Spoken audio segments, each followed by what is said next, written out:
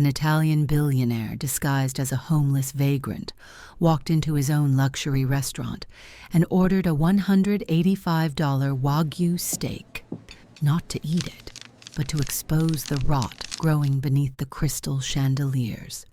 He was mocked, humiliated, and quietly marked for something far worse than embarrassment. When the perfectly plated dish was placed before him, a black waitress with everything to lose silently pressed a folded piece of paper into his weathered palm. He unfolded it beneath the white tablecloth and went completely still, not from shock, but because for the first time that night, someone had chosen truth over survival. That note stopped him from taking a single bite and gave him the weapon he needed to dismantle an empire of cruelty. But what did it say? Then the clothes Jim Alonso wore that morning were older than most of his restaurant managers, 40 years old to be exact. A threadbare green military jacket with frayed cuffs and torn jeans that still carried the faint smell of desperation he'd never quite been able to wash away. He kept them hidden in the back of his Beacon Hill penthouse closet, buried behind rows of custom-tailored Italian suits, worth more than some people's monthly rent. Tonight, for the first time in decades, he pulled them out again. His assistant, Marcus Chen, stood in the doorway of the master bedroom, watching him with barely concealed alarm. He had worked for Jim for 8 years and had witnessed him make decisions that reshaped Boston's dining scene. But this was different. "Sir, you could send someone else," Marcus said carefully. "A professional inspector, and someone trained for undercover work." Jim looked at him through the antique mirror as he pulled the wool cap down over his silver hair. "No one can see what I need to see, Marcus." The anonymous envelope had arrived 3 days ago at his private residence, an address only 5 people in the world should have known. No return address. Just 8 photographs and a handwritten letter on plain paper. The photos showed elderly customers being turned away at brass doors, a wheelchair-bound veteran denied entry, a young mother with a crying infant escorted out by security. The letter was brief. "Mr. Alonso, I know you can't know what happens in every restaurant, but I saw your scar in a magazine article about immigrant success stories, and I thought, if anyone would care, it's the man who built an empire to prove dignity matters.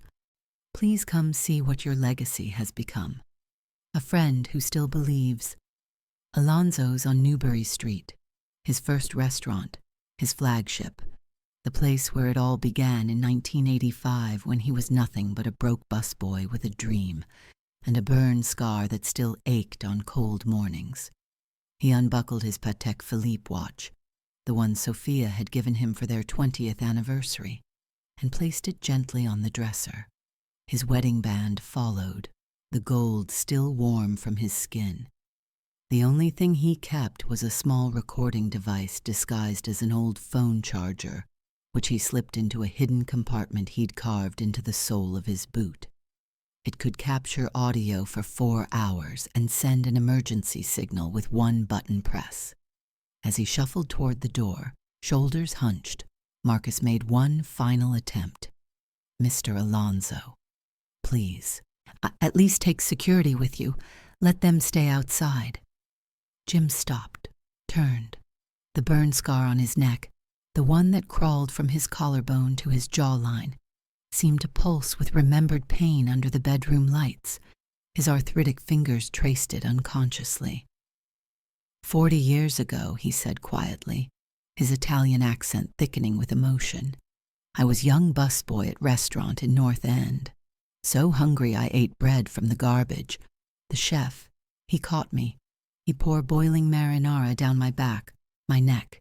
The owners, they laugh. No one called ambulance. No one helped me." He paused, his jaw tightening. 40 years ago, no one protected me. And right now, no one is protecting the people walking into my restaurant. That's why I go alone. Marcus nodded slowly. and seeing the resolve in his employer's eyes, the same look Jim had when he'd opened his first restaurant with nothing but a loan and a promise. "I'll be parked across the street," Marcus said finally.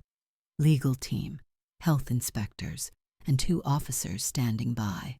One signal from that device and we're through those doors in 30 seconds. Jim allowed himself a small, weary smile. "This is why I trust you, Marcus. You understand." He smeared a bit of dirt across his weathered cheeks, completing the transformation. The billionaire disappeared. The immigrant busboy remained. At 11:47 a.m. on a cold February morning, Alonzo's on Newbury Street was alive with the sound of clinking champagne flutes and the murmur of Boston's elite discussing stock portfolios over $65 appetizers. Through the floor-to-ceiling windows, and the golden light spilled onto the sidewalk like a promise of warmth, Jim Alonzo stood across the street, watching. A homeless man studying a world that had once rejected him, a world he now owned, but feared he no longer understood. He touched the scar on his neck one last time. Then he crossed the street and pushed open the brass doors. The envelope arrived at dawn 3 days ago, slipped under Jim Alonzo's penthouse door like a confession someone couldn't bear to deliver in person. He stood at the floor-to-ceiling windows now, watching the sun bleed orange across Boston Harbor. The photographs spread across his marble countertop, like evidence at a crime scene. 8 photographs. 8 moments of cruelty committed in his name. An elderly woman in a worn coat, tears streaming down her face as security blocked the brass doors. In a veteran in a wheelchair, his service medals catching the light as he was turned away. A young mother clutching a crying infant, forced onto the sidewalk while well-dressed diners watched through the windows. Jim's fingers trembled as he picked up the handwritten letter again. "Please come see what your legacy has become." Postmarked from Dorchester, someone on the inside, someone desperate enough to risk everything to reach him. The burn scar on his neck began to ache, phantom pain that always returned when the past demanded to be remembered. North End, Boston, 40 years earlier. 21-year-old Giacomo could barely keep his eyes open. 3 double shifts in 2 days. His stomach had stopped growling hours ago, replaced by a hollow emptiness that made his hands shake as he cleared tables at Antonio's. The kitchen had thrown away half a loaf of bread, still good, just the end slightly hard. He waited until Chef Marco left for his smoke break, then moved quickly to the garbage bin. His fingers closed around the bread. Finally, something. "What the hell do you think you're doing?" Marco's voice exploded behind him. Giacomo spun around, bread clutched to his chest like a caught thief. I was hungry. I am sorry. You steal from us?" Marco's face went purple with rage. "After we give you job, give you chance? Please, Marco grabbed the pot of marinara from the stove. The sauce had been simmering for hours, bubbling at nearly 200 degrees. "You want food? Here, have some." The boiling sauce hit Giacomo's neck and back like liquid fire. His scream echoed through the kitchen as he collapsed. Through the service window, and he could see the owners watching, laughing. No one called for help. He crawled into the alley behind the restaurant and passed out in his own vomit, the smell of burnt flesh mixing with rotting garbage. Present. Jim's hands were still shaking as he opened his closet. The green military jacket hung in the back, unchanged, unwashed, a relic from when he had nothing. He pulled it on slowly, feeling the weight of 40 years. Marcus Chen appeared in the doorway, his face draining of color. "Sir, please, we can send—" "No." Jim's voice was quiet but absolute. His Italian accent thickened as emotion crept in. When my mama sent me to America, she said, "Giacomo, remember where you come from." I come from nothing, Marcus. I return to nothing to remember what I built and why. He pulled the wool cap low over his silver hair. In the mirror, the transformation was complete. The billionaire vanished. The desperate immigrant busboy stared back. Jim picked up the letter one more time, studying the handwriting. Feminine, careful, someone who'd thought hard about every word, someone who was risking everything. "Dignity is not something you earn," he said quietly, touching the scar on his neck. "It's something you give, and tonight I'm going to find out who forgot how to give it." Marcus handed him the recording device. 30 seconds after your signal. We'll be ready." Jim nodded and walked toward the door, but neither of them knew that across town, in a cramped Dorchester apartment, Mary Ann Mitchell was kissing her sleeping son goodbye and praying she'd still have a job tomorrow. She'd sent that letter, and tonight she'd have to choose between her son's life and a stranger's. Taos. The fluorescent lights of Boston Children's Hospital never really turned off, just dimmed slightly around 6 a.m., casting long shadows across the pediatric oncology ward. Mary Ann Mitchell sat in the plastic chair beside her son's bed, watching Marcus Jr. sleep, his 12-year-old body looking impossibly small beneath the thin hospital blanket. His head was completely bald now. The third round of chemo had taken the last of his hair 2 weeks ago.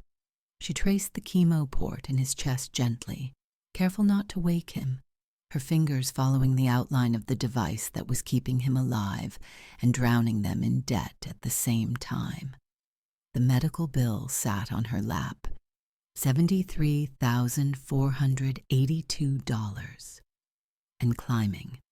Her checking account balance, burned into her memory from checking it obsessively, $247. Her phone buzzed again, 11 unread texts from Alonso's, each one more threatening than the last. "Where are you?" "You're late again." "This is your final warning, Mitchell." She looked at Marcus Jr.'s peaceful face and felt something crack inside her chest. Her grandmother's photograph sat on the bedside table, a young black woman in a Freedom Riders button, Birmingham, 1961, her eyes fierce with purpose. "Mama," Mary Ann whispered, her voice breaking, "if you're up there, I need you today. I need you to tell me how to be brave like you were." Marcus Jr. stirred slightly. She kissed his forehead, tasting salt from her own tears. "I'll be home by 3 a.m., baby, I promise." The bus ride to Newbury Street felt like traveling between planets. At 10:45 a.m., Alonso's restaurant glowed like a jewel box. Floor-to-ceiling windows showcased Boston's elite brunching on $45 lobster benedicts and $28 avocado toast. Crystal chandeliers caught the morning light. Italian marble floors reflected the elegant crowd. A pianist in the corner played Puccini, the notes floating over conversations about stock portfolios and vacation homes in the Hamptons. Mary Ann entered through the staff entrance, her hands moving automatically to tie her apron. 18 months she'd worked here. 18 months of being invisible, efficient, silent, never making waves, never complaining. Survival required silence. Derek Chambers was waiting at the time clock, arms crossed, his expensive suit fitting just slightly wrong on his frame. A man trying to look richer than he was. His slicked back hair and permanent sneer made him look like a villain from a movie. Except this was real life, and he controlled whether she could afford her son's next treatment. "Late again, Mitchell." His voice carried across the staff area. "That's 3 times this week. My son had a hospital. I don't care about your excuses." He stepped closer, invading her space, his cologne overwhelming. You think your problems matter here? You think our guests care that you can't manage your personal life? Mary Ann's hands trembled as she tied her apron. Say nothing. Just survive the shift. You're on table 12 for lunch service. Derek's smile was cruel. The garbage station, where you belong. Table 12, hidden behind a service column near the bathrooms and kitchen, where they seated the customers they couldn't legally turn away but didn't want seen. The problem table, the punishment table. She nodded, swallowing the rage and humiliation burning in her throat. Through the kitchen window, she caught Chef Vincent Russo's eye. Italian immigrant, 5 years at Alonso's, kind eyes that always looked apologetic. He gave her the smallest nod of sympathy before Derek's glare made him turn away. Vincent was trapped too. H-1B visa, 7-year-old daughter with a heart condition. Derek owned them all.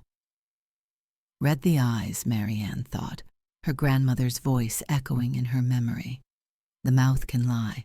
The eyes never do. Derek's eyes were empty, hollow, dead inside. Vincent's eyes were afraid, desperate, pleading for forgiveness he couldn't afford to give. Her eyes? She avoided mirrors now. She might see her grandmother's disappointment staring back. Her phone buzzed in her pocket. A text from the hospital billing department. Urgent. Payment arrangements required within 72 hours or treatment may be suspended. 72 hours. 3 days to find money she didn't have. And then, through the front windows, she saw him. An old man in a threadbare green jacket approaching the brass doors with the shuffling gait of someone who'd been beaten down by life. Disheveled, weathered, clearly homeless. Derek saw him too. His eyes lit up with predatory excitement. "Oh, this is going to be fun," Derek muttered. Mary Ann's blood went cold. She didn't know why. But something about that old man's eyes, even from this distance, looked different. They looked like they were hunting. At 11:47 a.m., Jim Alonso approached the brass doors of his own restaurant like a ghost, returning to haunt the living. Every step was calculated. His gait slightly unsteady. Not drunk, but carrying the weight of someone who'd spent too many nights on cold concrete. His appearance spoke of abandonment. The green jacket stained and frayed, jeans torn at the knees, boots held together with duct tape and prayer. But his eyes, sharp, observant, missing nothing, told a different story entirely. The hostess saw him coming through the glass. Christina, maybe 23, immaculate in her black dress and perfect makeup, her smile vanishing the instant she processed what was approaching. Jim pushed open the door. The warmth hit him first, then the smell, garlic, wine, wealth. Sir?" Christina's voice climbed an octave, her body instinctively moving to block his path. "This is a private establishment." Jim met her eyes calmly. "I have reservation," he said, his Italian accent soft but clear. Her face flickered through emotions, disbelief, disgust, confusion. "Name?" "Franco Benedetti." Christina's fingers flew across her tablet, her perfectly manicured nails clicking against the screen. Her confusion deepened visibly. The reservation existed. Made online 3 days ago. $200 deposit already paid. She leaned closer, lowering her voice as if sharing a terrible secret. "Sir, I don't know how you made this reservation, but we have the right to refuse service." "You have right to refuse service for no shoes, no shirt." Jim's voice remained steady, almost gentle. "I have both. You cannot refuse paying customer with reservation because you don't like how he looks. That is discrimination. Massachusetts Law, Chapter 272, Section 98. Christina's face flushed crimson. Behind Jim, unwealthy diners were beginning to notice. Conversations paused mid-sentence. The pianist's fingers stuttered on the keys. She pressed the emergency page button. 3 quick taps. Derek Chambers appeared from the back within 30 seconds. His predator's instincts already activated. He assessed the situation in an instant. The homeless man, the flustered hostess, the watching crowd. His eyes narrowed, calculating angles, measuring risks. Mr. Benedetti.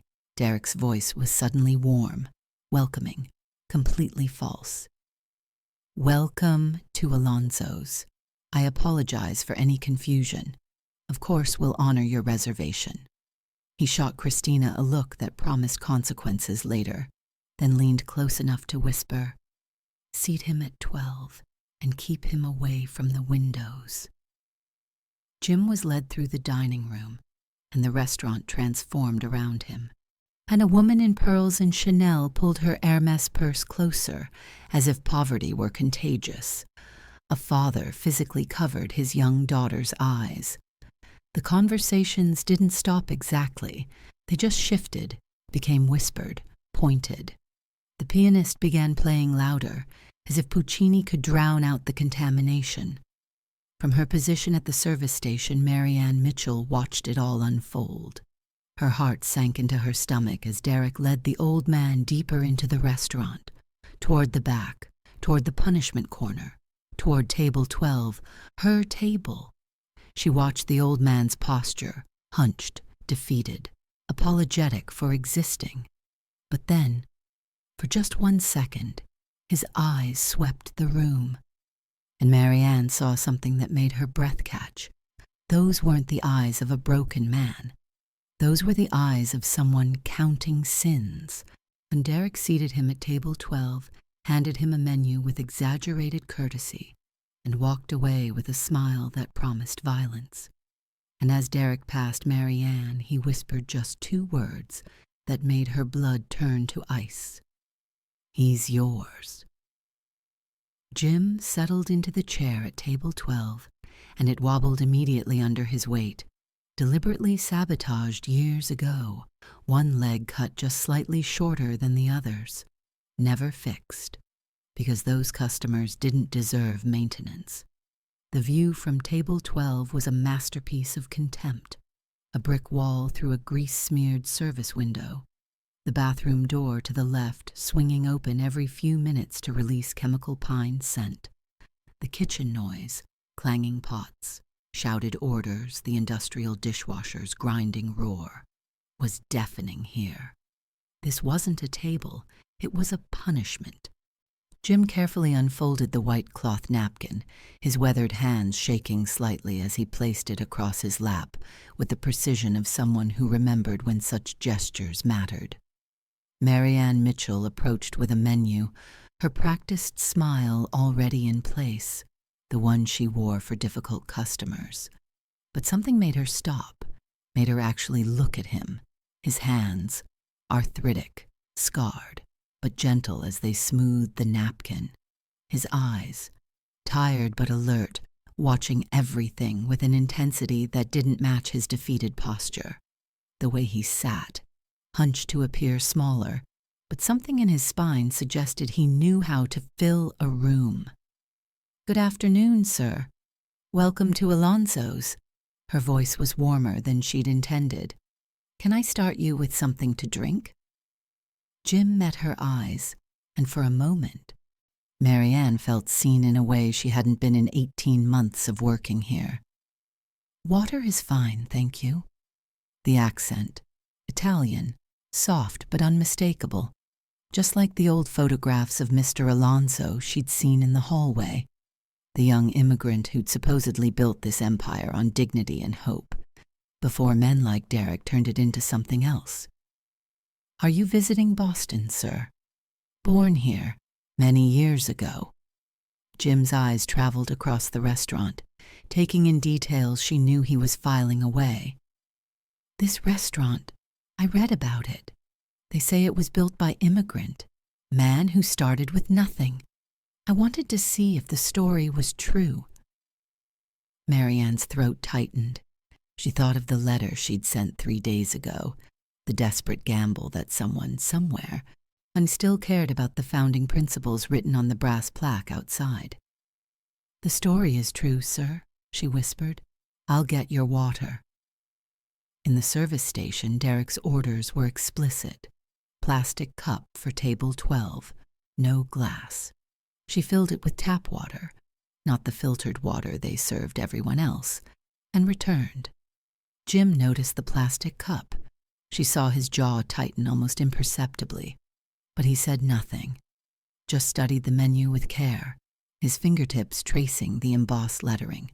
The bistecca fiorentina, 16-ounce Wagyu, $185.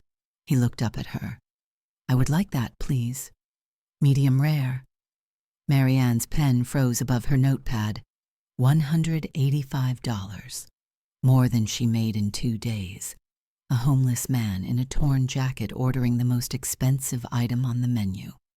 This was a setup, and it had to be. Derek was testing him, testing her. "Excellent choice, sir."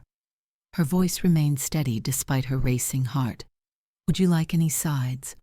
What do you recommend?" Something in his tone, genuine curiosity, not condescension, made her forget the rules for just a moment. "The truffle risotto is incredible. Chef Vincent makes it himself. He's from Tuscany, learned from his grandmother." Jim's smile was genuine, transforming his weathered face. "Then I will trust your judgment. Thank you, Miss Mary Ann Mitchell." "Thank you, Miss Mitchell." His eyes held hers, "for treating me like a person." The words hit her like a physical blow. She nodded, not trusting her voice, and turned toward the kitchen. Her hands were trembling as she clipped the order to the wheel. Through the service window, she could see Derek watching from his office, phone to his ear, that predatory smile spreading across his face. And then she heard his voice, carrying across the kitchen. "Vincent, come here. We need to discuss table 12's order." Mary Ann's blood turned to ice. Something terrible was about to happen. Mary Ann clipped the order to the kitchen wheel with hands that wouldn't stop shaking. Chef Vincent Russo was at the main prep station, his skilled fingers working through fresh basil with the precision of 30 years' experience. The kitchen hummed with controlled chaos, searing pans, shouted orders in Italian, the rhythmic chop of knives against wood. Then Derek walked in, and everything changed. The temperature seemed to drop. Line cooks went quieter. The sous chef suddenly found something urgent to do at the far station. "The vagrant at table 12 ordered the Wagyu," Derek's voice carried across the kitchen, loud enough for everyone to hear. His smile was poisonous. "Perfect."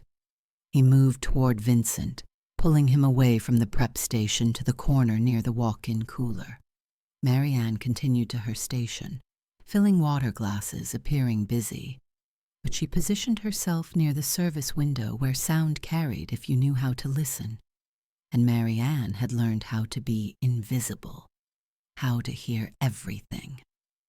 "Vincent," Derek's voice dropped low, intimate, dangerous. "How long has that chicken been sitting out?" Vincent's hands stopped moving. The chicken parmesan prep? Maybe 4 hours?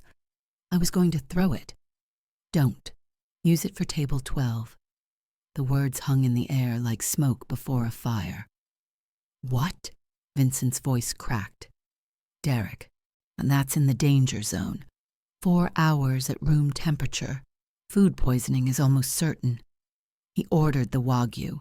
Give him the chicken instead. Plate it beautifully. He'll never know the difference. Derek stepped closer, his voice turning venomous. "People like that don't have refined palates anyway. I can't do that.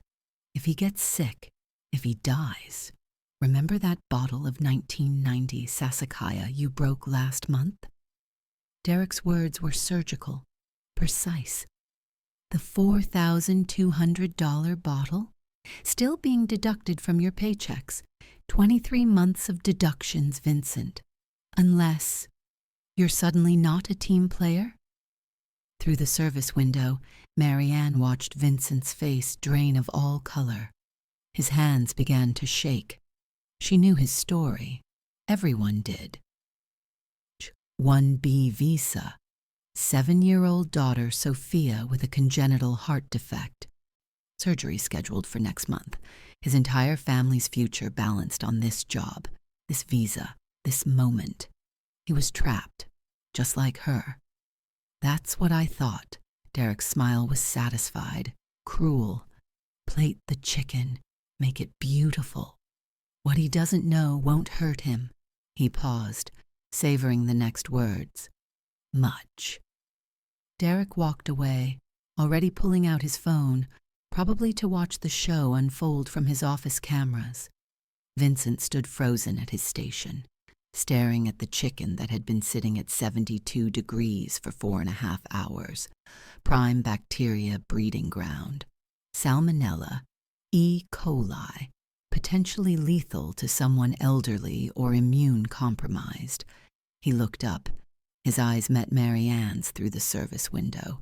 The plea in them was desperate, drowning. Please don't say anything. I have a family. I have no choice. Marianne backed away from the window, her heart hammering so hard she thought her ribs might crack. The kitchen sounds became white noise. Her vision tunneled. If she spoke up, Derek would fire her. Health insurance gone. Marcus Jr.'s chemo would stop. The hospital would pull his treatment. The mortgage would default. Everything would collapse. But if she stayed silent, that gentle old man who'd thanked her for treating him like a person would suffer, possibly die, and she would be complicit. Her grandmother's voice rose from memory like a ghost demanding justice.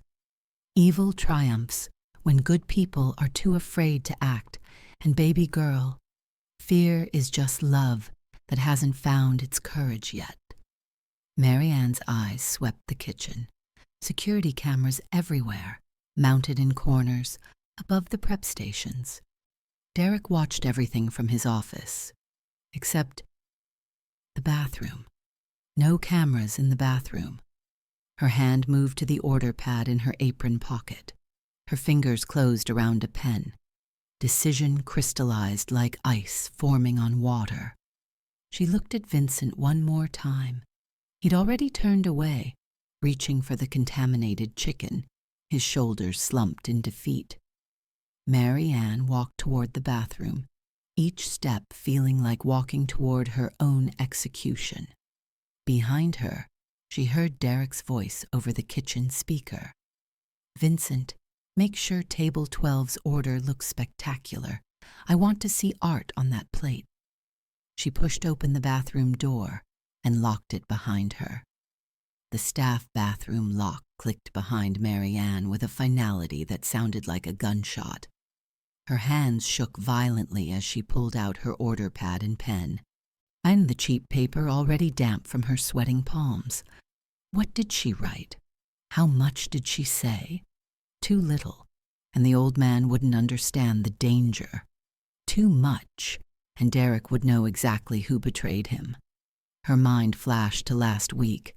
Marcus Jr. lying in his hospital bed, bald head catching the fluorescent light, looking up at her with eyes that still believed the world could be good. Mom, did you stand up to the bad guy today? She'd lied to him, said yes when the answer was no, when it was always no. Her pen touched paper. The words came fast, desperate, damning. Do not eat this food. Chicken contaminated. 4+ hours room temperature. Ordered by Assistant Manager Derek Chambers. This is intentional food poisoning.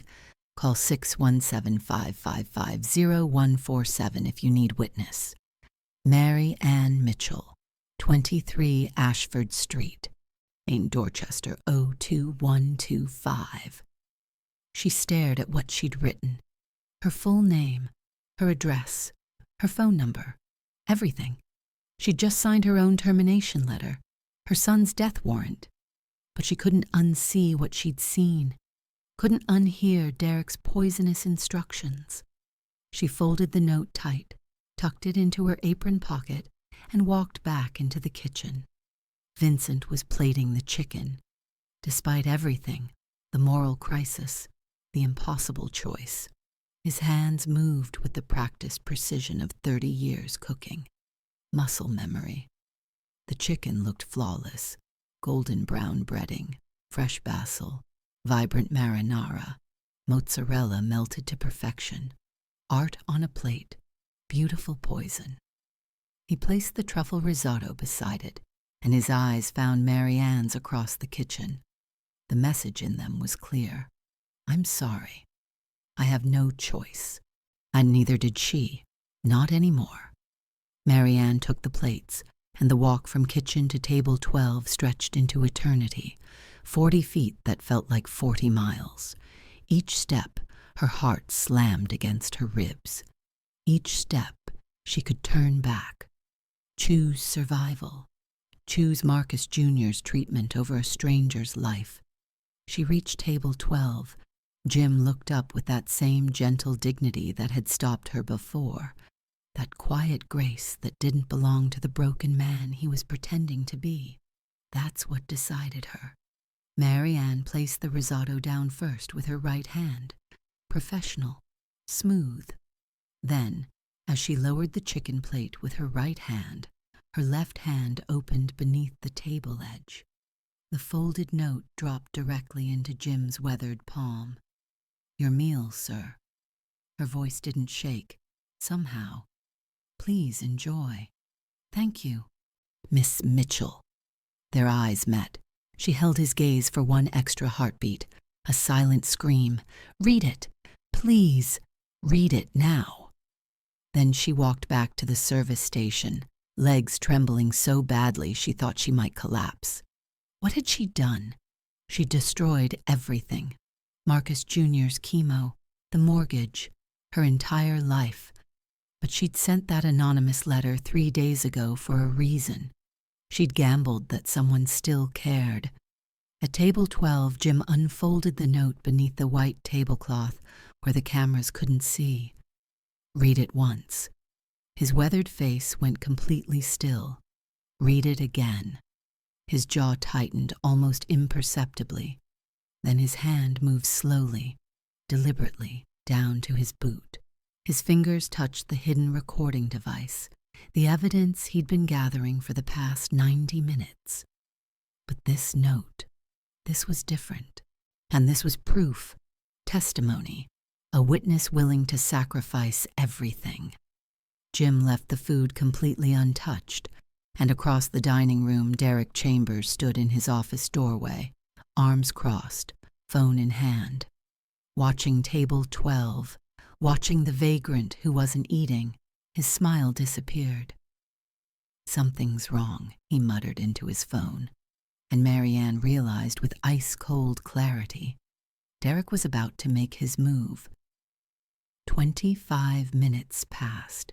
The chicken sat untouched on the plate, congealing into something that looked less like food and more like evidence. The truffle risotto grew cold. Jim didn't take a single bite. From the kitchen service window, Derek watched. His jaw tightened with each passing minute. Something was wrong. The vagrant should be eating, should be getting sick by now. Why wasn't he eating? Derek crossed the dining room, his smile sharp as a blade and twice as false. Is everything all right with your meal, sir? You haven't touched it. Jim looked up calmly, his Italian accent soft. I find I am not so hungry after all. But you ordered our most expensive steak. I ordered the bistecca fiorentina. Jim gestured to the plate. This is chicken parmesan. Derek's face flashed with momentary panic before the mask snapped back into place. There must have been a miscommunication in the kitchen. Let me replace. No need. I will pay and leave. Derek's voice hardened, predatory instinct taking over. Actually, there's a policy about ordering expensive items and not eating them.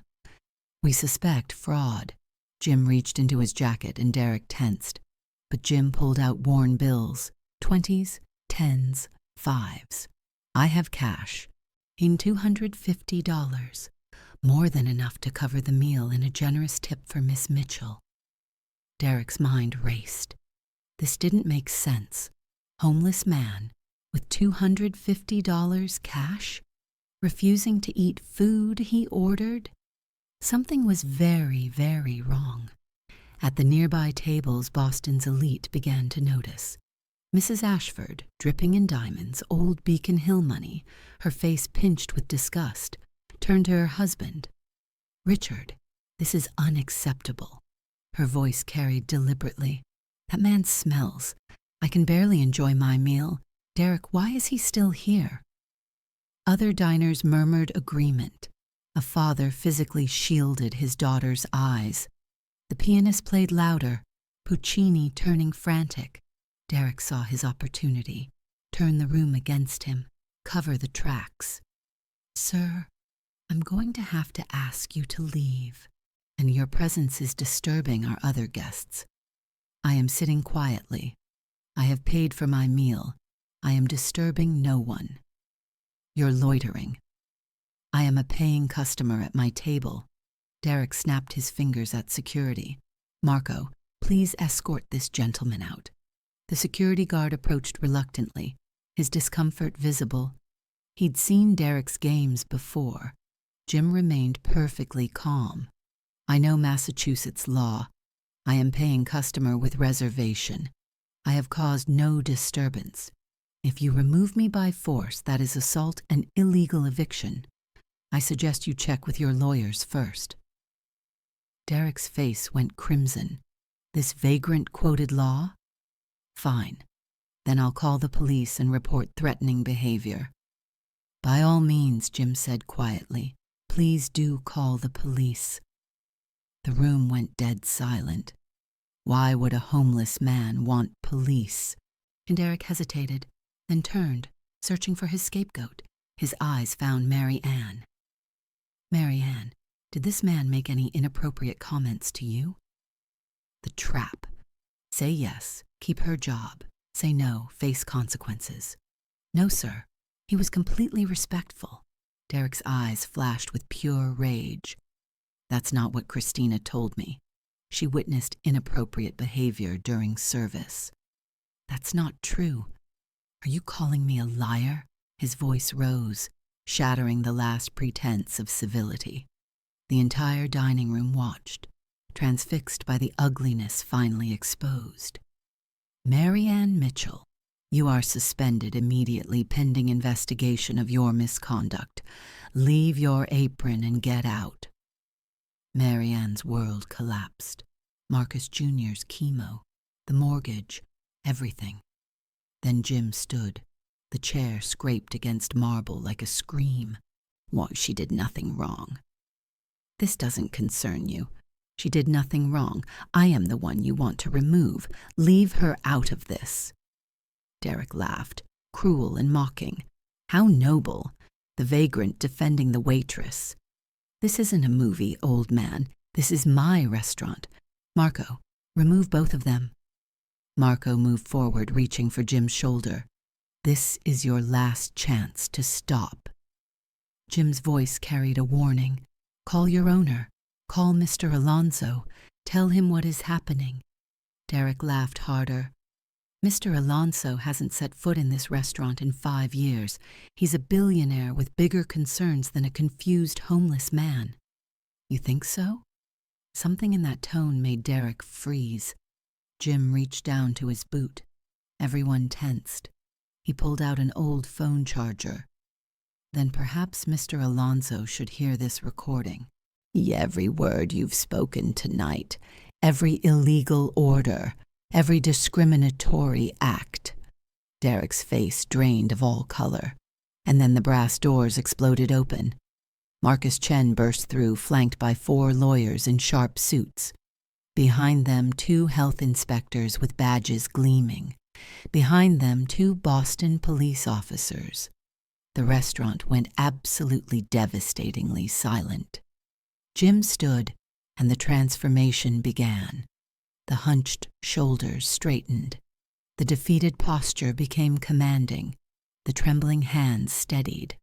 The billionaire emerged from the disguise like fire breaking through paper. "This," he said, his voice no longer weak but thunderous, "has been recording everything for 90 minutes. Derek lunged, but the brass doors exploded open. Marcus Chen strode through, flanked by 4 lawyers in razor-sharp suits. Behind them, two health inspectors with badges gleaming like weapons. Behind them, 2 Boston police officers, hands resting on their belts. "Ladies and gentlemen," Marcus announced, his voice cutting through chaos, "allow me to introduce Giacomo Jim Alonso, founder, CEO, and sole owner of Alonso's Fine Dining, every restaurant in this chain, including this one." The room detonated. Phones emerged. Wealthy patrons Googled frantically. Christina's face went corpse white. Derek's arrogance shattered into naked terror. "For 90 minutes, Jim continued, his Italian accent now a weapon, "I have recorded every word, every insult, every crime." He pointed to Vincent frozen in the kitchen doorway. "Including the order to serve me chicken contaminated for 4 hours, long enough to kill." "This is entrapment," Derek's voice cracked. Now he came in disguised. "I came into my restaurant as a paying customer." Jim's roar silenced the room. "The law protects all customers equally. Or did you forget when you ordered security to handle the vagrant problem?" Health inspectors moved toward the kitchen. Jim turned to Vincent, voice softening with terrible gentleness. "Chef Russo, you have a daughter, 7 years old, Sophia. What would you tell her about tonight?" Vincent's hands shook. Tears carved paths down his weathered face. He told me to do it." His voice shattered. "Derek, he said I'd lose my job, my visa. My daughter needs heart surgery. I have a family." "So, you were willing to send someone to the hospital?" Jim's voice broke. "Perhaps kill them." He unbuttoned his collar slowly, revealing the burn scar crawling from collarbone to jaw. Angry, permanent, and impossible to forget. The room gasped as one organism. 40 years ago, I was immigrant busboy in North End. So hungry I ate bread from trash. His accent thickened with emotion. The chef caught me, poured boiling marinara down my neck and back. The owners laughed. No one called ambulance. No one helped. I spent 3 weeks in shelter, burning with infection, praying to survive. The silence was sacred now. Absolute. When I healed, I made promise to God, to my mama in Napoli, to myself. If I ever had power, I would build restaurants where every person, rich or poor, clean or dirty, citizen or immigrant, would be treated like family, where food would never be weapon, where dignity was first thing served. He turned to Derek, voice dropping to something ancient and final. You didn't just break health codes. You didn't just commit fraud. Yes, I know about the embezzlement, the fake vendors, the $47,000 stolen. You broke something sacred. You turned my dream into your nightmare. Derek bolted for the exit. Security blocked him. Police moved forward with handcuffs. In Italian, Jim said quietly, as the cuffs clicked shut, "We say, chi disprezza, compra. Those who mock will buy." Derek was dragged away, screaming, and Marianne Mitchell stood frozen across the dining room, watching her entire life transform in real time. Jim's eyes found hers. "Miss Mitchell, we need to talk." 1 hour later, the restaurant was a tomb. Health inspectors had shut down the kitchen. Derek was gone in handcuffs, still screaming about lawsuits. The wealthy diners had fled the moment phones came out, and viral videos began uploading. And Jim and Marianne sat across from each other at table 12, the punishment table, the forgotten corner.